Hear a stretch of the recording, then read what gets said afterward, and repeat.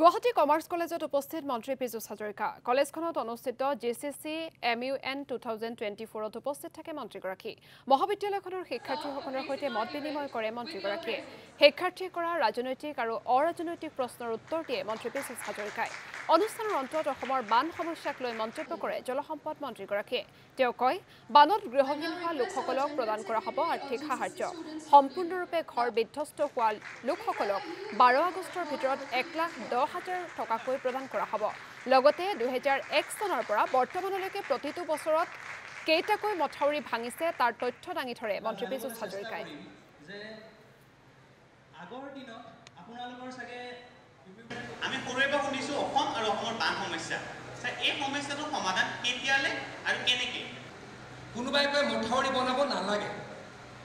কোনোবাই কয় মথাউৰি বনাব লাগে What I have adopted being water resources minister, মথাউৰি বনাব লাগে adopt কৰিলো কিয় কৰিলো adopt 1960s ত মথাউৰি আৰম্ভ হৈছিল তাৰ পৰা কন্টিনিউয়াস প্ৰসেছত মথাউৰি কাম চলি থাকিল অসমত এতিয়া অলমোস্ট 5000 কিলোমিটাৰ মথাউৰি আছে আৰু এতিয়া অসমত খুব বেছি 350 কিলোমিটাৰ মান মথাউৰি নথকা জায়গা আছে আশা ৰাখিছো এই বছৰ আমি প্ৰায় 220 কিলোমিটাৰ এই বাৰিষা যোৱাৰ লগত মথাউৰি বনাম টিভিত ম্যাক্সিমাম পানী দেখা পাওঁ দুটা কথা দেখা পাওঁ যে মথাউৰি ভাঙে আমাৰ আজি ৰাতিপুৱাই মই কিবা এটা কাৰণত উলিয়াইছিলোঁ 2001 পৰা এটা মই ৰিপৰ্ট উলিয়াইছিলোঁ মই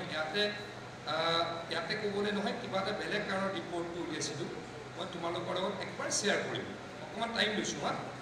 এই পুৰণা মথাউৰিবিলাকৰ কাৰণে কি হয় মথাউৰিটো মাটিৰে হয় মথাউৰি ভাঙে এই মথাউৰি 2002 চনত ভাঙিছিলে 54টা মই 20টা বছৰ কম 2003 চনত ভাঙিছিলে 43টা 2004 চনত হাইয়েষ্ট এভাৰ মথাউৰি ভাঙিছিল 354টা হাইয়েষ্ট এভাৰ 2005 চনত 42টা 2006 চনত 28টা